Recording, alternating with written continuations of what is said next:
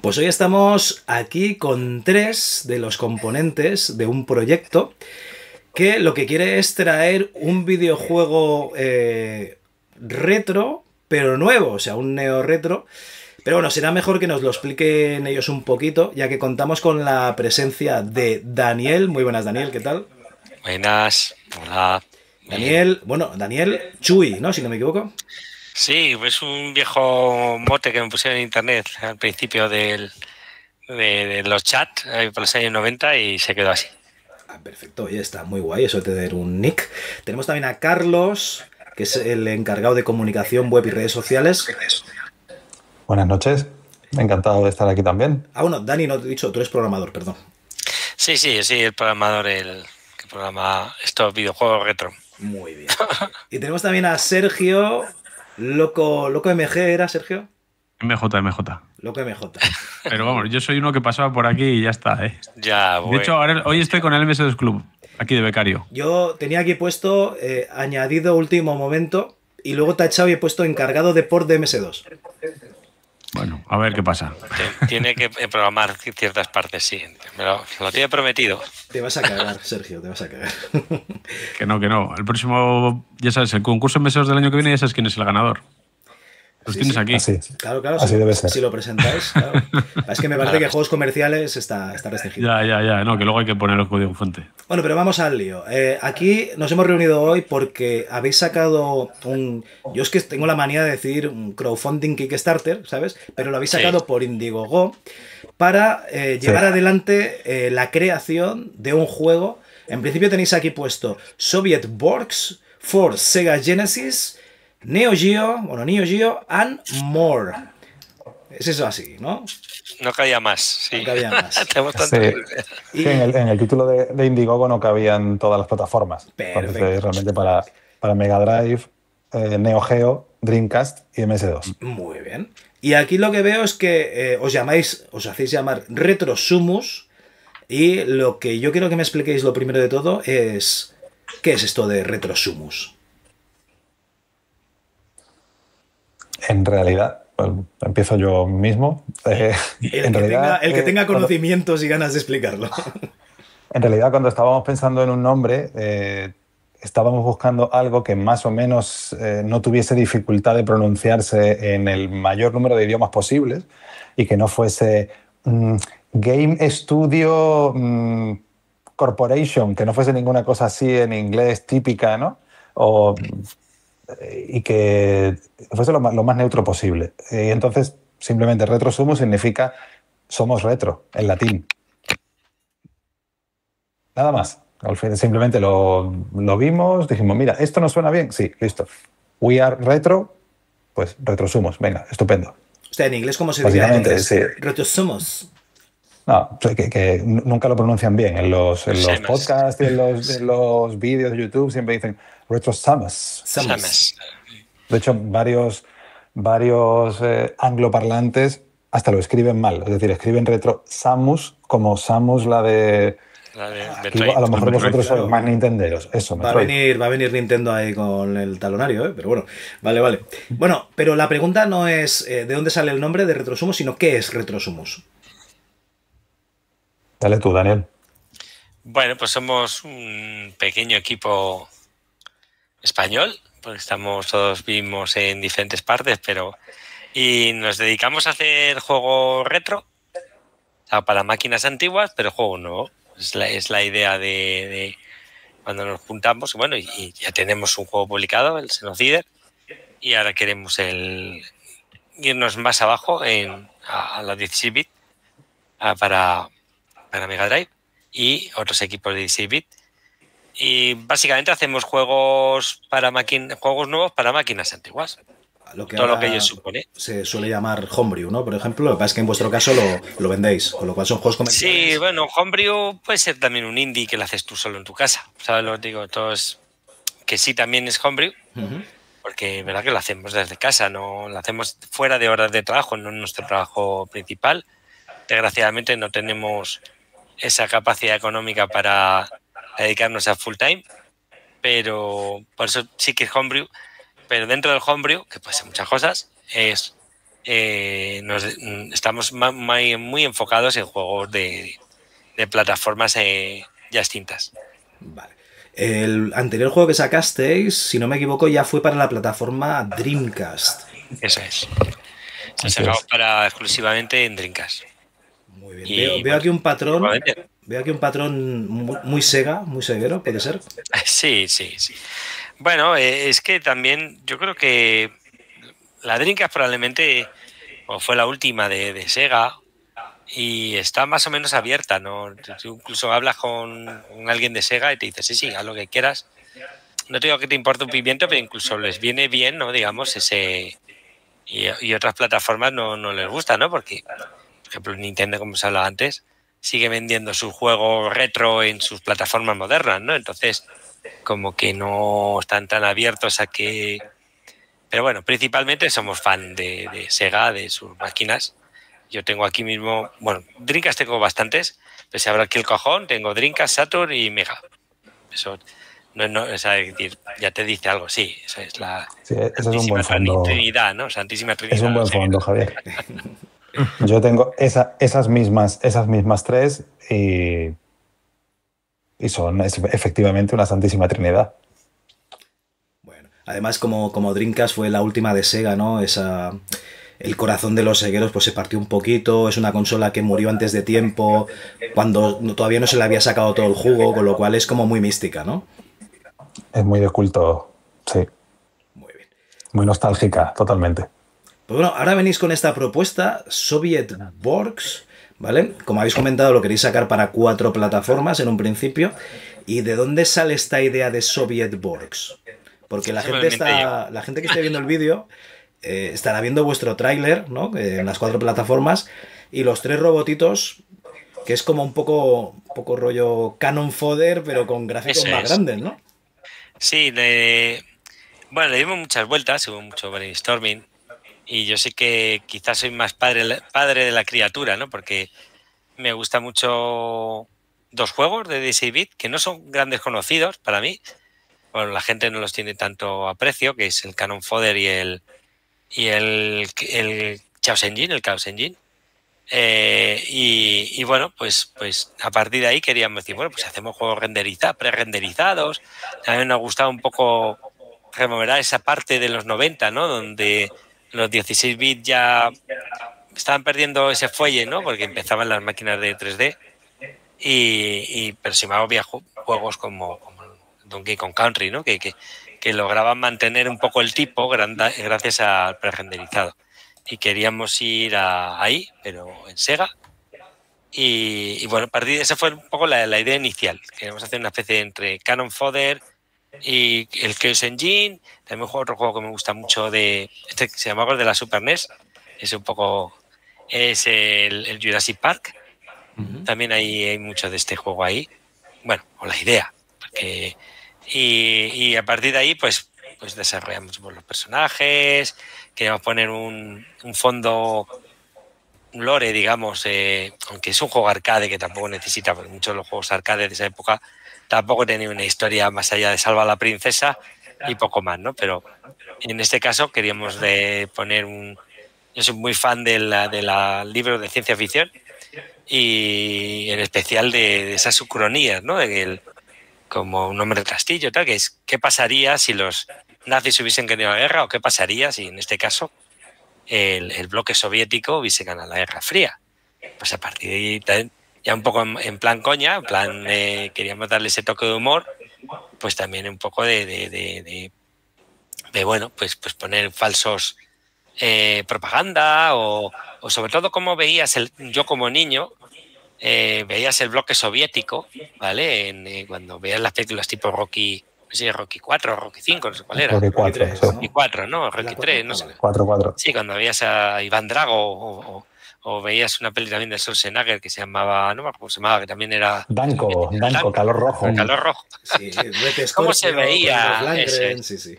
¿Cómo se veía ese, no? Era entre magnífico y peligroso y malo, ¿no? Y queríamos reírnos un poco también de esa cultura pop que los que hemos crecido en los 80 nos comimos, ¿no? Y luego ya pues cayó el bloque soviético y ya eso se diluyó, ¿no? Pero pero si tú ves las películas de los 80, pues era así. Eran los malos malísimos y eran como, no sé, exageradamente malos, exageradamente poderosos, ¿no? Y bueno, y esa es la idea del Soviet Wars, o esa, digamos, es la excusa para hacer el juego, ¿no? Porque tampoco va a haber una historia, no es un RPG o es un juego de acción donde hay que ir eliminando hordas de zombies o pollos biónicos y bueno, ciertos bosses que no queremos desvelar, ¿verdad? Que tenemos muchas ideas, que a Carlos le gustan mucho las ideas de los bosses que tenemos en mente. Sí, eso sí. Pero todo muy acorde en lo que es la cultura pop de los 80, de hecho, todas las películas. Pues bueno, y esa es la idea, la propuesta de juego que tenemos. Hay influencia, y perdón, un segundo solo, hay influencia, o por lo menos la gente la ha señalado y nosotros así lo pretendíamos, de películas como Robocop o Soldado Universal Sí, también, sí. que no necesariamente tratan el tema soviético, pero sí que hay ese rollo bélico, ese rollo decadente o de futuro decadente, y que también intentamos emular un poco con la música y con la estética. Vale. Y exagerado, todo muy exagerado, ridículamente exagerado. Claro. Pero lo que comentabas, Daniel, yo veo aquí parte hombre, parte máquina, todo proletario, y claro, es que esto es Robocop a tope. Eso es, esa parte es de Robocop. Tengo que hablar. Yo creo recordar o que me puedo atribuir esa frase, ¿no?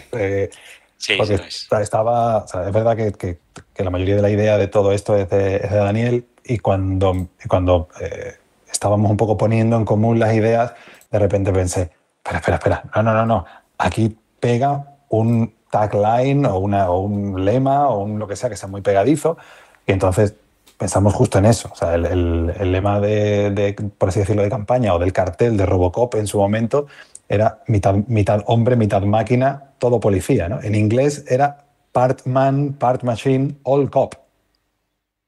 Y entonces, pues, yo dije, no, espera. Part man, part machine, all proletariat. Todo proletario. Y luego, pues, tenemos otras digamos, frases principales, ¿no? Como, han venido a liberarte de tu libertad. O la resistencia es inútil, ¿no? Que todo... Exactamente, resistance is futile. Que tiene todo que ver con el mismo rollo de opresor o expansionista o de no al libre pensamiento, etc. Muy bien. Y luego estoy viendo el vídeo y claro, vosotros decís que hay jefes finales así tal que no queréis desvelar, pero yo estoy viendo aquí a Jocántaro, no sé si es Yocántaro o Jocántaro. Esa es muy buena, sí. Ese bicho de karate a muerte en Torremolinos que sale de la playa, que es un tío disfrazado, pero aquí no, aquí es un bicho enorme. A ver, todo eso coña de karate muerto en Torremolinos, porque Carlos es de Málaga y hace karate. ¿Vale? Y entonces yo cuando me enteré digo, leches, que ahora te muerdo en Torremolinos. Y no sé por qué, una tontería.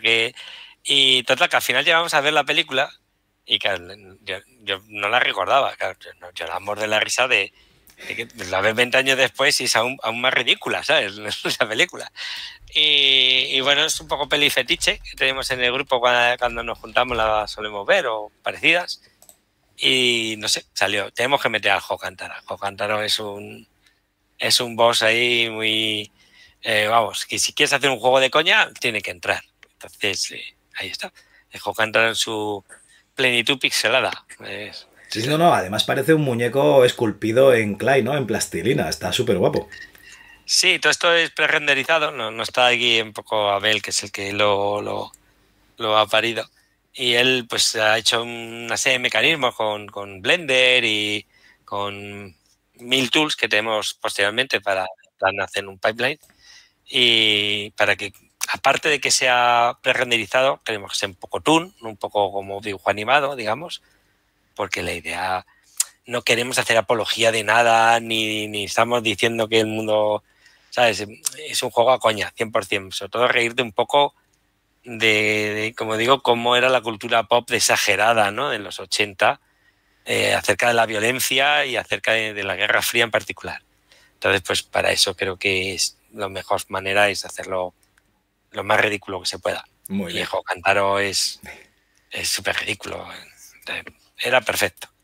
Entonces, la gente que disfrute de Soviet Borgs, ¿qué se va a encontrar? Bueno, tenemos la idea, es que va a ser una serie de fases. Un poco, no sé si conoces el juego de Pang. Pues el juego de Pang era empezar con una especie de mundo donde se iba visitando ciertos países. La idea es que haya ciertas cinemáticas pequeñitas donde se vaya explicando, que no quiero develar mucho la historia, porque, bueno, y la idea es ir país a país. Entonces, digamos que el mundo ha quedado asolado después de la Tercera Guerra Mundial, que todas las películas lo había, ¿no? En Terminator. Entonces, ha quedado un areal. Entonces, la única manera de liberar todas esas zonas es crear unas unidades, que también va como soldado universal, también en este caso, pero sería el soldado universal soviético. Son soldados especiales donde aguantan la radiación y tienen que ir país a país, digamos, liberando de su penosa existencia, ¿no? Y que son, pues, son mutantes, zombies, pollos que se han transformado y cosas. Es una excusa para tener una serie de fases. En esas fases pues vas a tener interludios, incluso fase bonus, con un helicóptero gigante para ir recogiendo vida y recogiendo armas. Y esa es la idea, y tener unos bosses lo más graciosos posibles. Y luego, si nos da un poco el tiempo, a mí me encantaría hacer el modo historia, es decir, el modo arcade, que me gustaría hacer no sé si conocéis, el juego Comando, sí. ¿Vale? Pues hacer el mismo comando, más o menos, ya lo hicimos en Xenocider, hacer un juego más sencillo, más pasillero, total, y ese juego pues fuese igual, pero en soviético, igual que el Comando, pero hacer una especie de versión soviética, por raro que parezca. El juego creo que es de Namco, no, de Capcom, si no recuerdo mal. Y bueno, también tenemos otra serie ya lo hicimos en Xenocider y solemos incluir mucho contenido, porque como lo hacemos un poco en casa por amor al arte, la verdad es que luego tardamos tiempo, eso es cierto, pero luego el juego siempre queremos que tenga mucha rejugabilidad, que tenga muchas fases, y bueno, la idea del juego es eso, un juego que vas disparando y matando, básicamente, un shooter de 2D y con algo de elementos también de puzzle, ¿no? No queremos que sea solo un pasillero, porque tienes que ir eliminando donde salen los bichos, ¿no? Los spawners, los salideros que decimos nosotros en plan Proman, de cómo eran en Gauntlet. Si te acuerdas el Gauntlet era una serie de artefactos, ¿no? Donde salían zombies y salían fantasmas, pues es un poco igual. O sea, hemos cogido 1000 ideas y las estamos intentando integrar en un juego nuevo. Al menos un juego que nos gustaría jugar. Por dejar un poco a la audiencia más claro el tema, como ha dicho Daniel, en Gauntlet tienes los spawning points, ¿no? o los portales por los que se siguen generando malos, y se ve tanto en el vídeo como en la demo, que la demo se puede descargar en la página de la campaña e incluso se puede jugar en el propio navegador. Esto se puede experimentar de primera mano, ¿no? En cuanto te empiezas a mover, empiezan a salir zombies de una serie de portales en las paredes, unos insectos grandes verdes como unas arañas de unos agujeros en el suelo, y caen unos huevos, como huevos de alien, de los que empiezan a salir los pollos asesinos. Entonces son como los 3 portales, por así decirlo, por los que se van generando los enemigos, que van en oleadas. Y entonces tienes que destruir estos portales pues, para impedir que sigan apareciendo enemigos. Y a partir de ahí puedes avanzar.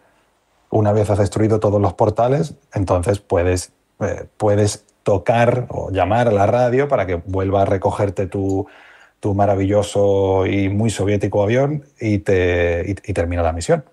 Entonces en ese mismo avión haces la fase de bonus, que es como un shooter sencillo en el que vas recuperando vida y granadas. Y a continuación, esto es la demo, tienes la fase del jefe. Entonces nosotros hacemos un poco la coña de que de hecho el territorio en el que está el jefe es España. Es decir, de hecho es Málaga, o sea, porque Jocántaro sale del agua, pues como en Karate a muerte en Torremolinos. Eso es. Luego tú estabas en un determinado territorio, coges el avión, te transportas y te vas a lo que antes de la guerra nuclear era España y ahora es un sitio hecho polvo en el que está Jocántaro y poco más, porque está todo arrasado por la radiación. Muy bien. Y en cuanto a jugabilidad, por lo que estamos viendo en el vídeo, digamos que tienes a los tres Borgs estos que van juntos. ¿Hay alguna distinción entre ellos? ¿O simplemente es que cuando muere uno siguen los demás? ¿Cada uno tiene las mismas características que los demás? ¿Son las tres vidas de una partida? ¿Cómo funciona esto? Claro, es un poco extraño, porque ahí lo que... O sea, realmente tú manejas al capitán, digamos, que es el que tiene el sombrerito y tiene un poco... es diferenciado. Ahí está un poco como soldado universal, te van siguiendo, o sea, donde tú disparas, ellos disparan. Y de tal manera que hacen un poco también de sidepod, como los juegos shooter up, donde si tú te van dando y oye, te van ayudando y eso puede morir.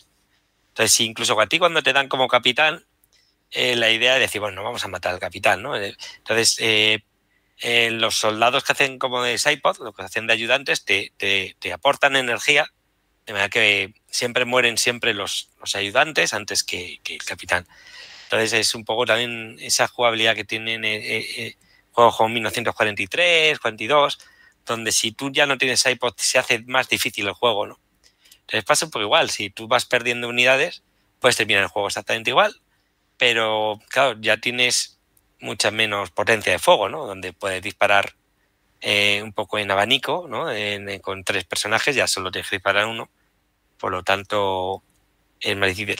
Por cierto, algo que quería comentar sobre, que es muy ceguero, sobre la idea de por qué tienes que matar esos spawning pawn para poder salir. Eso viene de un juego que se llama Alien Syndrome, de Sega, si lo conocéis. Ese está muy de Alien, de tienes que matar, digamos, los nidos Alien y recoger unos niños, no sé si y antes de llegar al boss, ¿no? Eso, la idea venía un poco por ahí. Pues hemos mezclado muchísimo de lo que hemos bebido, ¿vale? Somos, bueno, pues yo he hecho muchos emuladores y al final hay muchísimos juegos ahí mezclados. Pero lo de los tres seguidos no te sabría decir. Quizás un juego de 8 bits que ibas con tres robocitos, no sé si os acordáis. Hostia, no sé cómo se llama. Sé cuál dices, pero ahora no recuerdo cómo se llama. Y pues sí, además hice un port, bueno, a ver, hace 1000 años. Y bueno, pues es un poco esa idea, ¿no? No funciona igual porque eso eran tres robots y te mataban el que llevabas. Entonces ese moría y tú podías seguir con los que había detrás, ¿no? O sea, no funciona exactamente igual, pero digamos que toda la jugabilidad es una suma de muchos juegos que nos gustan, pero que por lo que sea no son los juegos más estrella, ¿no? Por ejemplo, el Alien Syndrome, ¿vale? Es un juego muy conocido, pero no es tan conocido como, yo no sé, como Sonic, ¿no? Son juegos más que han quedado más secundarios, pero que leche están bien y no están tan manusados, ¿no? Esa jugabilidad. Pero es mezcla de muchísimos juegos. De hecho, en nuestra web y en la propia campaña, cuando decimos por qué se crea RetroSumus, siempre añadimos el texto de que nos gusta recuperar o volver a explorar géneros o mecánicas que creemos pues, que a lo mejor no fueron lo suficientemente explotadas en su momento o homenajear juegos que como dice Daniel, pues a lo mejor no se convirtieron en juegos superestrella, pero que eran buenos juegos, solo que no se convirtieron en géneros sobreexplotados. A ver, eso está bien porque realmente a día de hoy hay 4 estilos de juego diferentes y todo el mundo los utiliza. Juega lo mismo, sí. Claro. Claro, es decir, en principio no vamos a hacer a corto plazo un Doom, por poner un ejemplo, ¿no? O un Sonic. A mí me gustaría mucho. De hecho, hasta tengo el nombre pensado, también de parodia, pero eso está mucho más explotado. Estaba buscando el juego ese de los robotitos de 8 bits de Spectrum. Se llama Howard Encounter.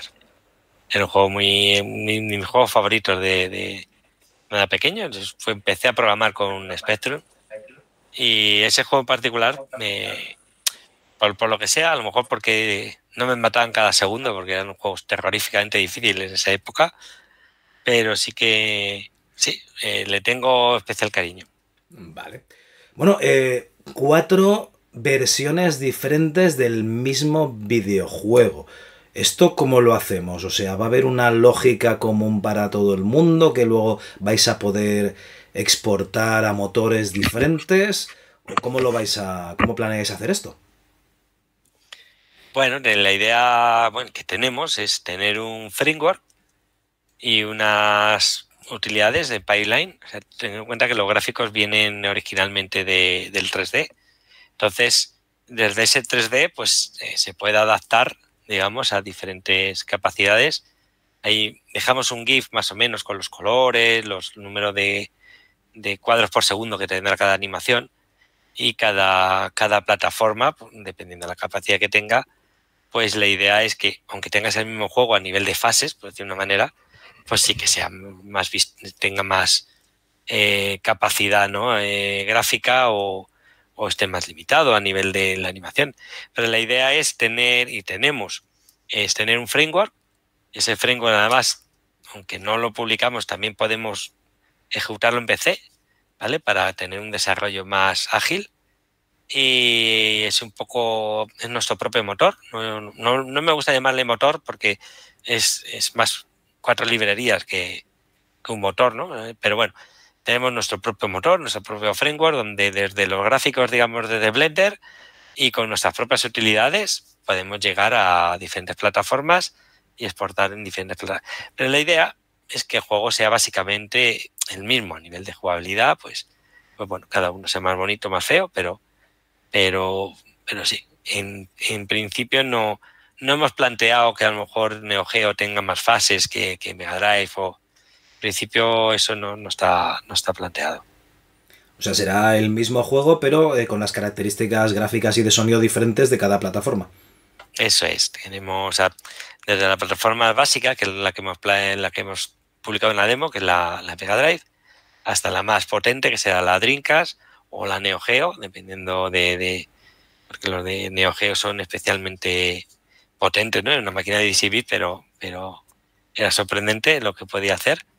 Y pasando por MS2, que eso ya la culpa la tiene Sergio, que es más fan de MS2, no lo vendió, dijo, me encantaría porque, claro, yo tengo recuerdo de programar en el Wacom, en el DJGPP, en un montón de cosas que hasta que Sergio no me lo comentó los tenía un poco olvidado, ¿no? Y haciendo pruebas y hablando con gente de los problemas que teníamos con el Busisa, porque tenía un Busisa 16 bits y no era especialmente rápido para hacer tileado o hacer sprites.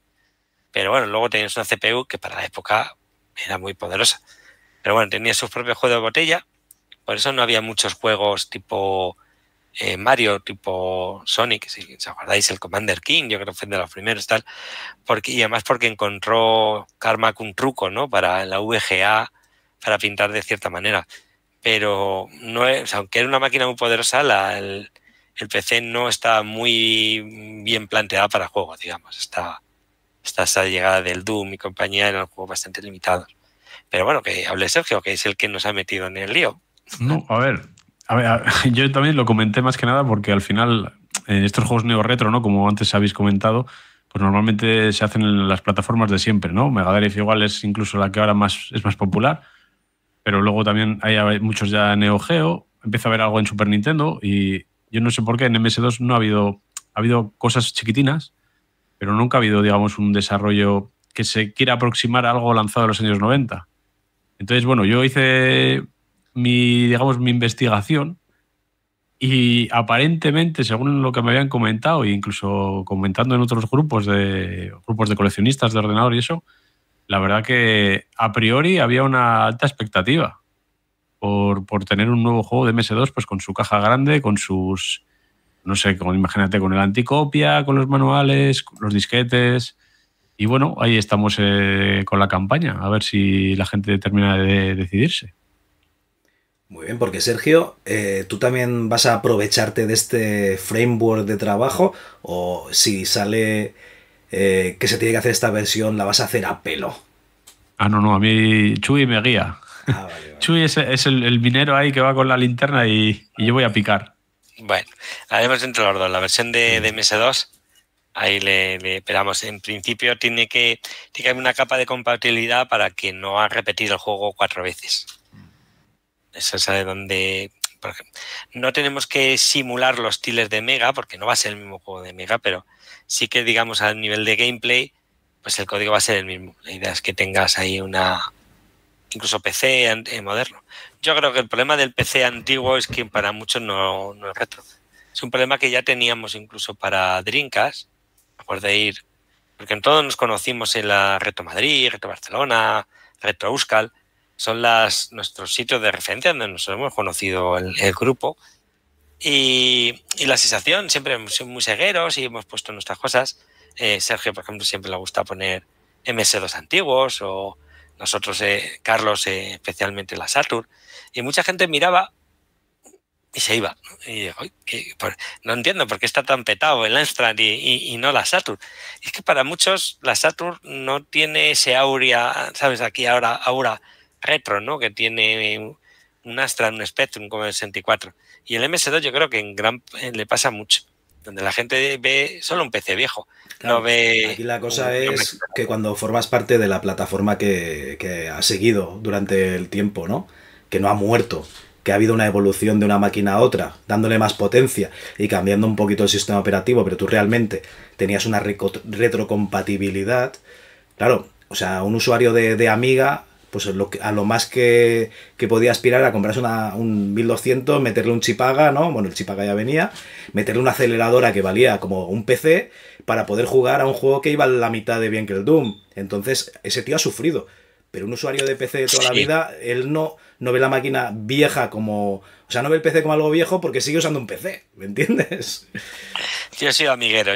Mi primer PC fue un 486, perfectamente lo que hablas. Hay dos tipos de usuarios de retro, que son los MSXeros y los amigueros. Y esta gente lleva el retro muy dentro, pero el retro es su máquina. Uy, sí, llaman peceros a los de PC, les siguen llamando peceros. Son un poco talibán. Oye, han sacado un nuevo sistema operativo la última semana, los de Amiga, siguen activos. Es un poco increíble el amor a la plataforma. Y que yo lo respeto completamente, pero es lo que dices tú, ¿no? O sea, no hay desarrollos para PC porque para que lo vas a sacar en MS2 y lo puedes sacar en Windows, ¿no? Directamente. Pues un poco. Se lo puedes sacar en Steam, todo lo que... También pasa otra cosa que hemos comentado alguna vez, y es que hay gente para la que la Dreamcast no es lo suficientemente retro. Pero se irán muriendo, porque... no te preocupes. Claro, exactamente. Pero eso se verá en Retro Madrid, Retro Barcelona, etcétera. Toda esta gente de Amstrad, de Spectrum, es que también van cumpliendo años. Es decir, ya los que montan el stand de Amstrad, no conozco a ninguno y tienen todo mi respeto. O sea, que esto no va con ningún ánimo de ofender. Amstrad Eterno, por ejemplo, creo recordar que hay una página. Amstrad Eterno es otra cosa. Allí en la Retro Barcelona creo que está la AUA, la Asociación de Usuarios de Amstrad. De usuarios de Amstrad. Por ejemplo, sí. Hacen sus propias parties, digamos. Eso es. No soy nada experto en esta plataforma en concreto. Quiero decir que esa gente, lógicamente, también van teniendo X años, ¿no? Y todos vamos cumpliendo años. Entonces, la Dreamcast para mucha gente no es lo suficientemente retro, ¿no? Es una consola que está ahí, que sale en el 99. Para mucha gente ya es como muy reciente, ¿no? Ya es de los 2000, por así decirlo. Aparte de que viene a partir de la disco. PlayStation ya todo es como lo mismo, pero mejor, ¿no? Claro. Para mucha gente, si no está en un soporte, o sea, en un cartucho o en una cinta, no es retro del todo. Entonces tú me estás vendiendo algo retro que para mí no es retro puro y tú eres un intruso, ¿no? Hay gente que tiene todavía un poco esa mentalidad. Tiene que ser cartucho o cinta, efectivamente, ¿no? Todo lo demás... O sea, para Switch bien, ¿no? Porque es un cartucho. Ya, pero no. Ese está ahí en tierra de nadie como Nintendo para todo en general, que va por su lado y no sigue las reglas de la lógica, digamos. Bueno, o hace el camino también, como le quieras ver. Sí. A mí me gustan mucho las máquinas Nintendo. Pero cuando vas a una feria retro, bueno, vosotros lo habéis visto, la gente se lanza a las máquinas arcade porque es lo más complicado de tener en casa, ¿no? Una máquina arcade grande, una normal, o incluso un pinball, ¿no? Eso es muy difícil. Claro, a mí me encantaría tener uno, pero es que es muy caro, aparte de... Y ocupa mucho sitio. Sí, una pasada. Entonces, eso es lo que va la gente. Luego van las consolas y luego lo que comentáis, ¿no? Pues se van al Commodore 64, se van a una Amiga, se van al Spectrum, se van a un MSX. Claro, hay mucho padre enseñándole al niño, mira, hijo, en mi época yo programaba con esta cosa. Y él dice, ¿de verdad? Pero los chavales jóvenes se van a una Dreamcast sin problemas, igual que se van a una Play 3, que en Retro Barcelona había Play 3. Y yo lo veo correcto. ¿La Play 3 cuándo salió? 2007, si mal no recuerdo. Pues los chavales que ahora tienen 20 y pico años, para ellos que ahora tienen la Play 5, eso es retro. Que son 2 generaciones de consola por detrás. Que tú en el año 2000... Hay mucho. Sí, pero tú en el año 2000, el Amiga ya lo habías tirado a la basura. No, porque lo tenías en un armario, me da igual. Y la Mega Drive igual, en el año 2000. Y habían pasado, la Mega Drive en el 95 estaba fuertísima, habían pasado 5 años. Nada. Del momento álgido. Y la Mega Drive en el año 2000 era una basura. Una caca de la vaca. Te ibas al Cash Converters y por 10 euros te llevabas Mega Drive con caja y todos los juegos. Madre mía, si pudiese volver al pasado. Decir, hijo, compra todo eso. Digamos que la Dreamcast, ¿no? Año que salió, 99 por ahí. 99, sí. Han pasado 26 años. En España, bueno, es igual, 25 años. Pero es que por ejemplo, también los saltos generacionales eran mucho mayores. Es decir, entre el Sonic de Mega Drive y el Sonic de Dreamcast, en realidad solo hay 8 años de diferencia. Qué caña, sí. Pero es que en 8 años eran mundos completamente diferentes. El Sonic 1 de Mega Drive y el Sonic Adventure de Dreamcast. Mientras que a día de hoy pasan 15 años y te vuelven a hacer el Sonic Generations, por ejemplo, pues con un remaster. Vale, pero... Eso, bueno, no sé cuántos años vamos a estar viendo el GTA V. En el mundo arcade. El World Rally Championship, el World Rally salió en el 93. El Ridge Racer, ¿de qué año es? ¿Del 94? Sí, poco. Ridge Racer es de Namco, si mal no recuerdo, y de Play 1. Así que era el 95. La máquina arcade salió antes. 1 o 2 años de distancia. Y el Daytona se cambió el mundo. Probablemente sea incluso anterior, ¿eh? Porque sí, el Daytona es anterior porque Yu Suzuki decía que Ridge Racer en realidad se aprovechaba de que la gente de Namco, algunos habían trabajado con él. Eso es, habían pasado a la otra empresa. Cabrón. Que habían pasado 3 años, efectivamente, lo dices, que en 3 años... Claro, pero que es el mismo caso de Tekken respecto a Virtua Fighter. El primer Virtua Fighter es del 93, 94. Oye, y ya es una bestialidad que parece mentira que haya tan poca distancia entre el Virtua Fighter y el Street Fighter, en realidad, en años. Sí. Pero es un salto muy gordo. Y del Virtua Fighter, el primer Virtua Fighter al Tekken pasa 1 año o 2. Al primer Tekken, claro, ¿no? Y lo mismo, es gente que se lleva esa experiencia o esa influencia de Virtua Fighter y hace Tekken, y lo hace a su manera, que es el mismo caso del Daytona y el Ridge Racer, en realidad, o parecido. Pues entonces estamos de acuerdo en que los años tampoco son tan importantes, ¿no? Sí, pero bueno, claro, cada uno tiene su experiencia vital ahí, claro. Yo creo que se notaba. Lo que sí es importante es el salto generacional. No, yo creo que lo que dice Daniel es lo más importante. ¿Qué opina cada uno que es retro? Y aquí, claro, si somos 4, cada uno de nosotros tiene su opinión. Diferente. Dicho esto, yo estoy a tope con que todas estas plataformas, la Mega Drive, Neo Geo, Dreamcast y MS2 son plataformas retro. Para mí no hay ningún tipo de duda. Ahí estamos de acuerdo. Sí, ahí sí lo veo. Son plataformas, o sea, cuando son muertas, o sea, tú coges ese juego que sea MS2, lo pones en tu Windows 11 y te dice tira eso a la basura, hijo mío. Probablemente te lo detecta como un virus directamente. Windows protegió su equipo. Sí, sí. Bueno, que nos estamos yendo de madre discutiendo sobre lo humano y lo divino. Y aquí tengo la página de Indiegogo, ¿vale? Veo que a día de hoy, 16 de julio, lleváis el 46%, ¿vale? Recaudado. Aquí veo que habéis aspirado a 55.756 dólares, ¿vale? Para el objetivo final. La cosa es, la idea que tenéis vosotros es con esto cubrir los gastos de desarrollo o directamente dedicaros a tiempo completo a poder hacer el juego y las versiones. Bueno, hay mucho dinero que necesitas. Primero hay que pagar impuestos, que es increíble. Cuando recibes ese dinero no te das cuenta de lo que hay que pagar al Estado. Pero aquí hay una producción de cartucho, una producción de disquete, una producción de CD-ROM incluso, que cuesta dinero. Y luego enviarlo a la gente, pues también cuesta dinero. No somos... O sea, ya nos hemos acostumbrado todos con Amazon de que parece que el envío es gratis. Pero enviar algo aquí a Estados Unidos, pues nos puede costar 20 euros. Y todo va así. ¿Sabes lo que decir? Que Más que el precio de desarrollo en sí, que también hay. ¿Por qué? Porque en Xenocider solo dependía de nosotros, el equipo que estábamos. ¿No? Y aquí, en este caso, sí que tenemos otros colaboradores que tenemos que pagar, ¿vale? Hay una persona estupendísima creo que, no sé qué país de Sudamérica, que nos hace la música en chiptune, porque el músico que nosotros tenemos hace la música en WAV, digamos, en pista de audio.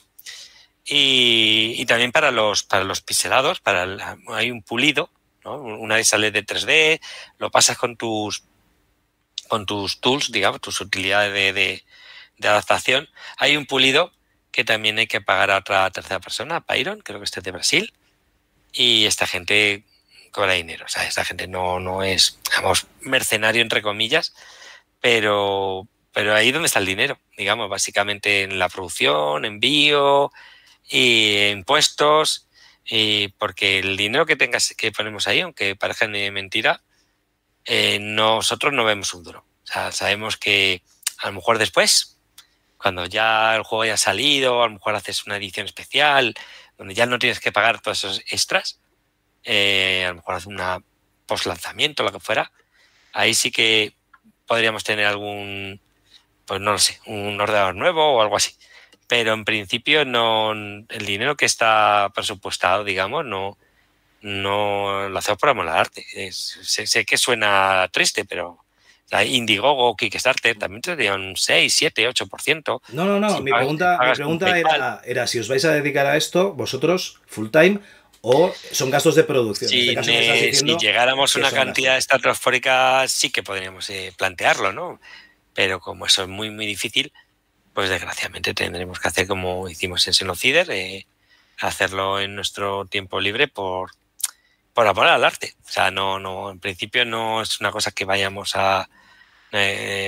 no nos ganamos el pan con ello, digamos. Producción, entonces. Básicamente sí.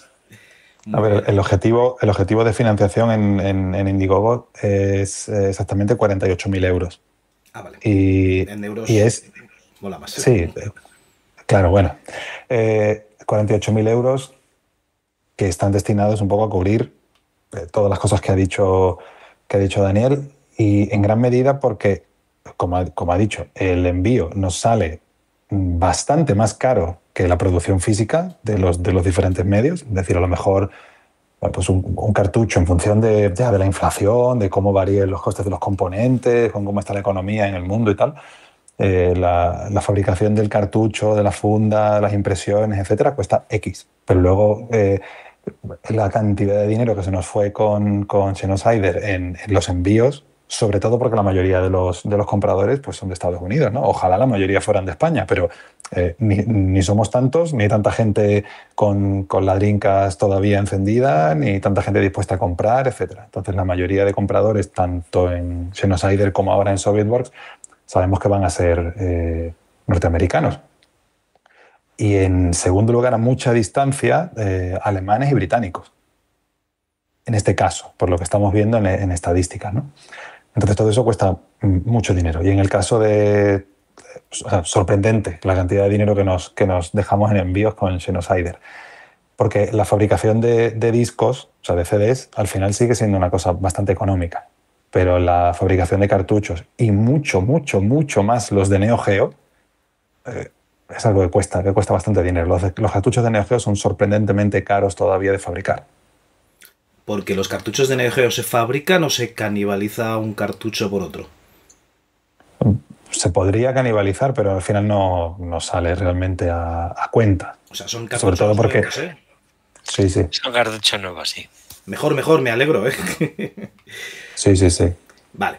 Si no sería básicamente como hacer repros y además cargarse originales que tampoco es que sean baratos. Porque si dijera que tú vas al mercadillo y te encuentras 30 Metal Slug muy baratos, pero es que no es el caso en absoluto.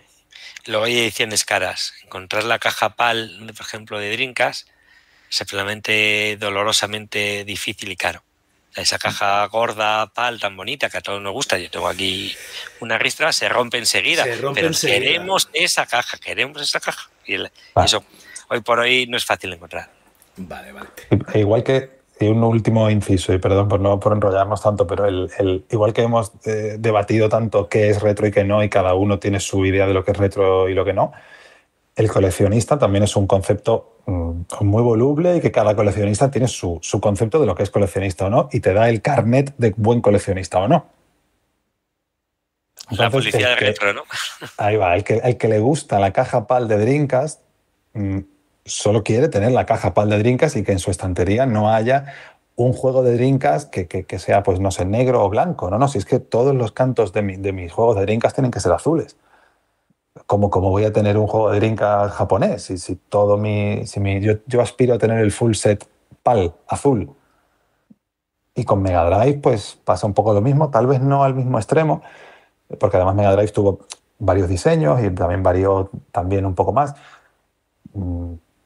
Y ya con Neo Geo, pues es que el coleccionista de Neo Geo además es muy exigente y es normal porque son cartuchos muy caros. Eso es así, sí. Bueno, estoy viendo aquí las ediciones, ¿no? La primera que tenemos sería la de Dreamcast Standard Edition, que sería la caja japonesa. Mega Drive exclusivo de Brasil. Esto me hace mucha gracia porque en Brasil siempre dicen que la Mega Drive lo petó hasta casi anteayer, ¿no?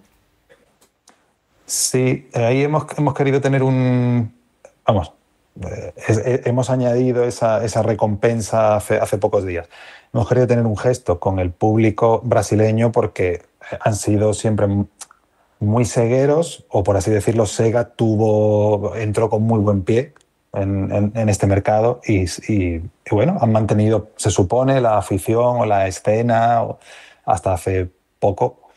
Y entonces hemos querido tener ahí un pequeño gesto, ofrecer la versión de Mega Drive, una edición exclusiva para ese mercado que fabriquemos allí, de manera que se puedan evitar un poco la cantidad de impuestos a los que están sujetos los brasileños, sobre todo cuando compran al extranjero, vale, que tienen la economía súper tasada en ese sentido, ¿no? Impuestos de importación, de envío, a las transacciones económicas. Entonces, un brasileño, pues normalmente es raro que te compre un juego a Europa, pues porque va a tener que pagar nada más que por hacer un pago con tarjeta un impuesto, por importar otro que, si mal no recuerdo, es independiente del de aduanas, y luego una especie de IVA que varía en función de la provincia o del estado dentro de Brasil, más el impuesto que tenga el envío, que también va a variar en función de qué zona de Brasil.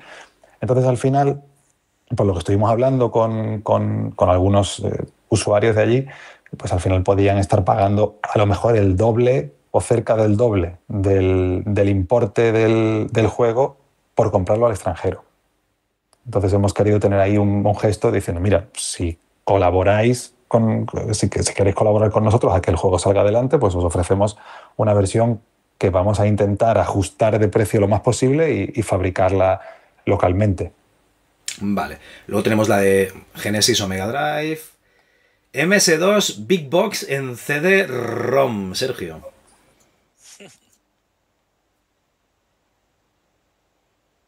Ponte el micro. Pues sí, Javi, sí, que lo tenía muteado. Así es, pues bueno, esto fue una idea, ¿no? De al final esas cajas de los años 90 intentar de alguna forma replicar como si fueran las antiguas cajas de LucasArts, ¿no? Tal como se abrían.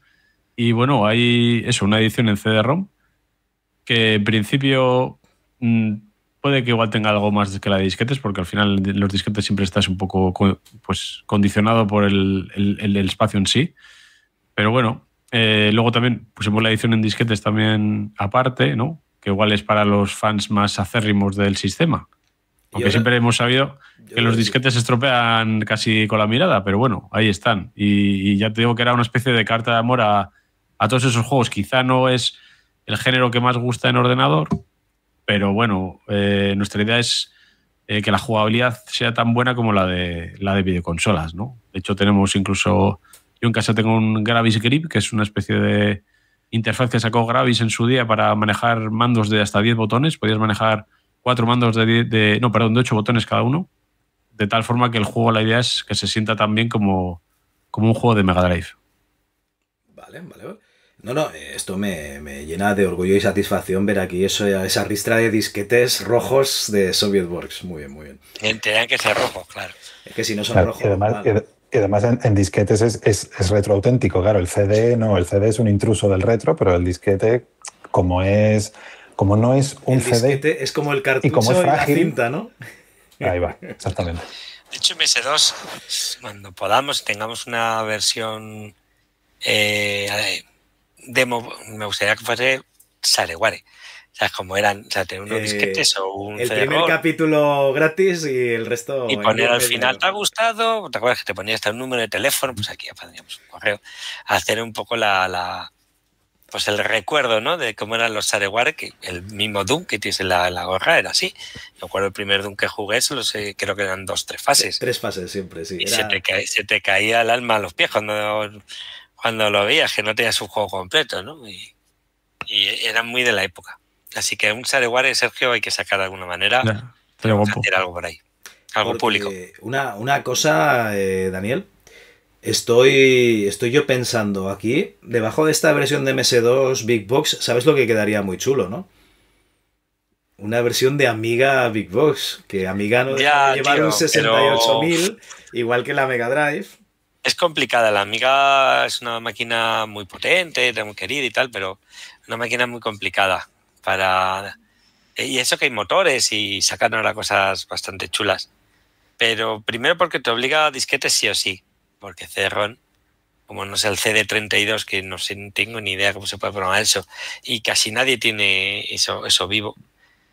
Pero, porque claro, hay que entender que la versión de MS2 de disquetes, no recuerdo, no sé, eran 20 o 25, porque no disquetes y rojos, o sea, es una edición muy exclusiva. O sea, no, digamos que la normal, digamos, la barata sería la de CD-ROM, por aquello de que, bueno, es mucho más fácil de producir. Y el Amiga, pues sí, estaría estupendamente, incluso el Atari ST, que yo empecé antes que la Amiga con el Atari ST, y tengo esa espinita ahí clavada, ¿no? Sacar algo en Atari ST, que hay cosas también muy chulas, ¿sabes? Por ahí la gente le exprime todo. Pero creo que ya se nos ha ido la caja muchísimo con MS2, o sea que ya había que cortar, porque incluso al principio, te diga Carlos, habíamos pensado, leche, pues si nos sale, nos vamos a la Saturn, vamos a cortar, porque si no acabamos nunca de hacer el juego. Pero por nosotros, si pudiera ser, si nos tocase la lotería y si no tuviese todo el tiempo del mundo, por supuestísimo con una Amiga de Atari, ST, de Master System y de Saturn, vamos, yo por mí encantado de hacerlo.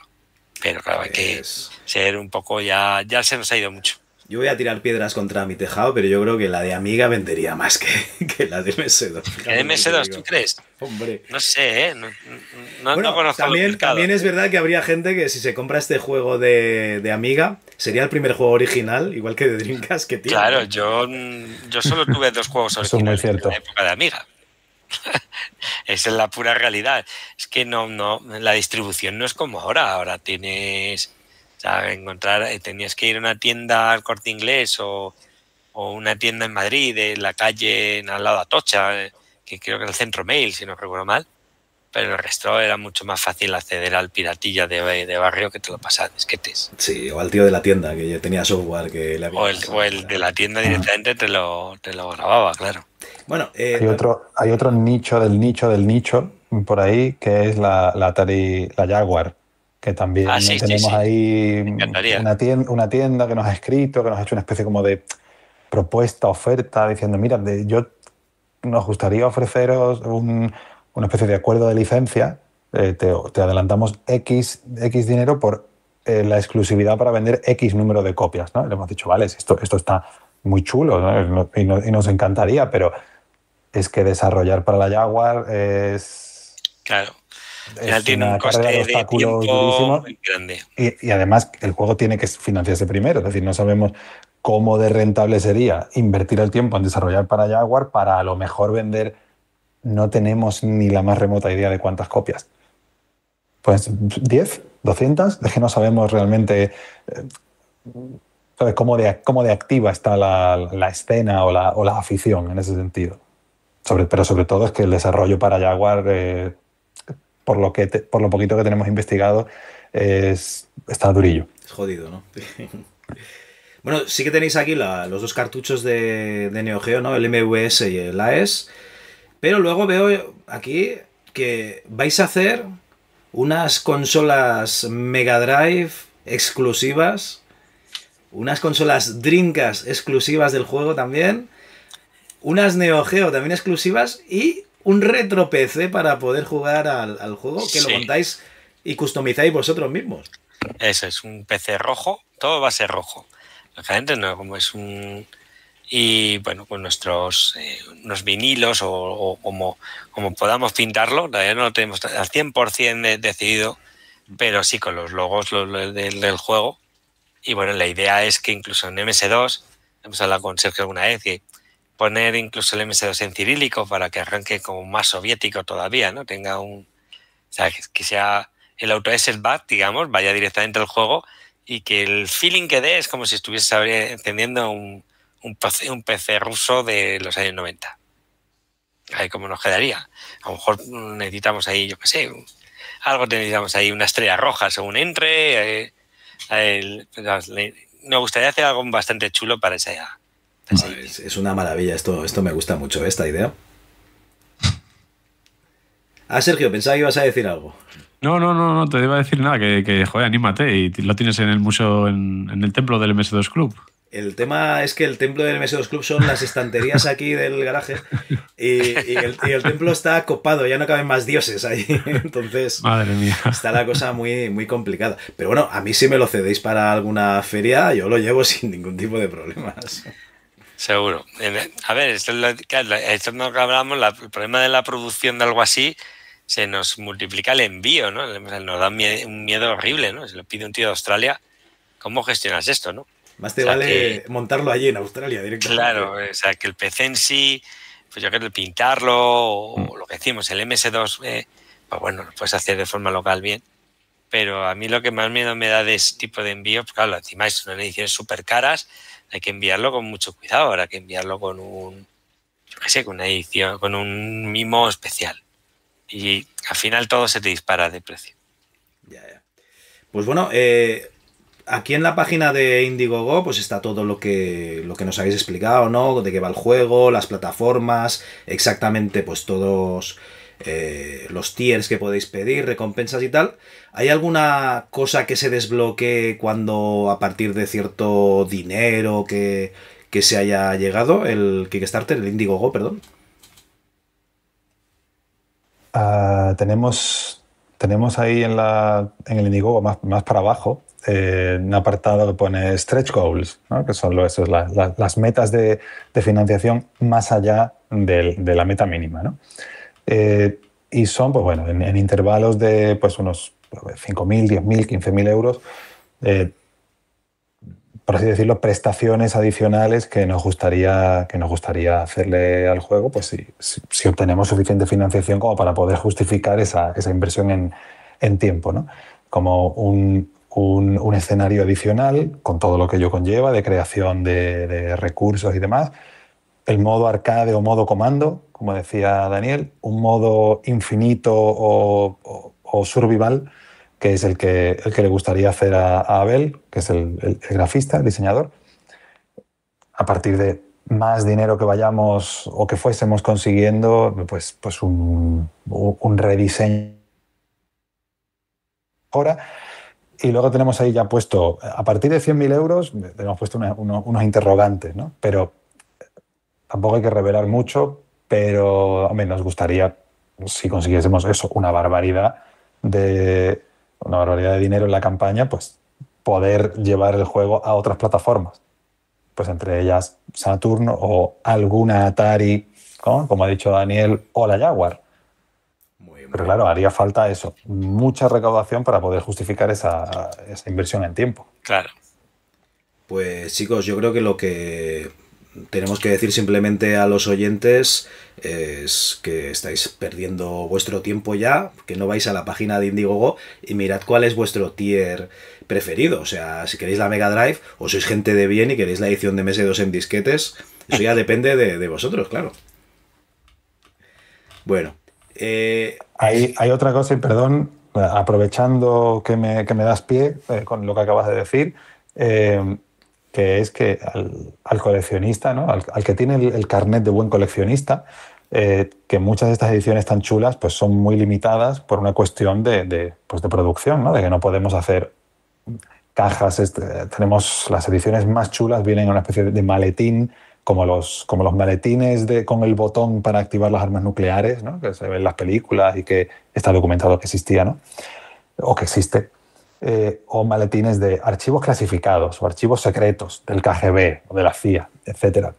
Y son ediciones muy limitadas. Por ejemplo, la edición Blue Comrade, ¿no? El camarada azul, pues solo hay 4. Porque hay un artículo que viene incluido en esa edición coleccionista del que solo tenemos 4 y no vamos a tener nunca más unidades de ese artículo. O la edición Neo Geo Absolute. Pues solo podemos hacer 10, porque hacer más sería una locura. Entonces, que son artículos muy limitados y que creemos que al coleccionista, con carnet de buen coleccionista, le pueden resultar muy seductores. O eso nos gustaría pensar. Sí, son ediciones al final que hacemos a mano, ¿eh? O sea, que no son... Sí. Esto es todo hecho por vosotros. Me estás haciendo mirar a ver qué es lo que eso que solo hay 4 unidades. Dreamcast VMU Shell. ¿Esto qué es? No es la memoria. Esa es la Visual Memory, que es la tarjeta de memoria, por así decirlo, que era una especie, parecía como una Game Boy en miniatura, por así decirlo, ¿no? Que era... Mi mando ya tenía pantalla antes de que Nintendo inventase la Wii U, ¿no? Pues de esa carcasa en concreto, es una carcasa promocional de Xenocider, que es nuestro juego anterior, solo existen 4. Porque, bueno, por serie de motivos, por temas promocionales y demás, pues solo existen esas 4. Y entonces, pues, teníamos ahí la opción o de quedárnoslas de recuerdo o de decir, bueno, pues vamos a intentar un poco utilizarlas como reclamo suena un poco mal, pero tener ese gesto, por así decirlo, de, mira, la incluimos en una edición coleccionista súper especial, para nosotros tiene un valor emocional importante este artículo. De hecho, las tengo aquí guardadas en el altillo a buen recaudo, requete acolchadas, y queríamos meterlas en una edición que fuese eso, muy azul, muy pal, bueno, como el buen coleccionista dreamcastero, para que guste especialmente a este coleccionista. Y solo tenemos 4, así que solo hay 4 unidades posibles. Perfecto. Además, de hecho, solo quedan 2 ahora mismo. Sí, ha sido una pequeña gran alegría cuando, pues no recuerdo, creo que los 2 usuarios que la han reservado seguramente son americanos, a pesar de ser PAL, o uno americano y uno alemán, si mal no recuerdo. Y bueno, vamos a ver si conseguimos convencer a más gente con el resto de ediciones de coleccionista. Sí, ahí tenéis de lo más básico a lo más exclusivo, o sea que tenéis toda la gama de precios. Y nada, desearos muchísima suerte, Carlos, Daniel, Sergio y al resto del equipo de Retrosumus. A ver si conseguimos este objetivo, ¿vale? Y sale adelante esta edición y luego venís al programa y nos explicáis si la edición de MS2 es la que queríais o Sergio ha utilizado mal las librerías o qué ha pasado aquí. Oye, igual tenemos que luego lanzar un parche online. Que por lo menos se podrá parchear. El disquete 26. Si no es el disquete 26. Sí, claro. Pues es verdad que había juegos en Amiga también, ¿no? Que venían la 1.1. Recuerdo los Lemmings. ¿No os acordáis que venían versiones mejoradas con mapas nuevos, ¿no? En la versión más... Al final, claro, el parche. Sí, bueno, la micromanía de los CDs llevaban parches de actualización de juegos porque no había internet y claro, tenías que encontrarlos en algún sitio. Sí. Cambiabas el exe y a un ficherillo de datos y sí, ¿verdad? Ya a funcionar. Pues nada, chicos, lo dicho, muchísima suerte y nada, seguimos adelante, ¿vale? Muchas gracias. Muchísimas gracias, Javi. Muchísimas gracias por este rato, Javier. Adiós. Gracias.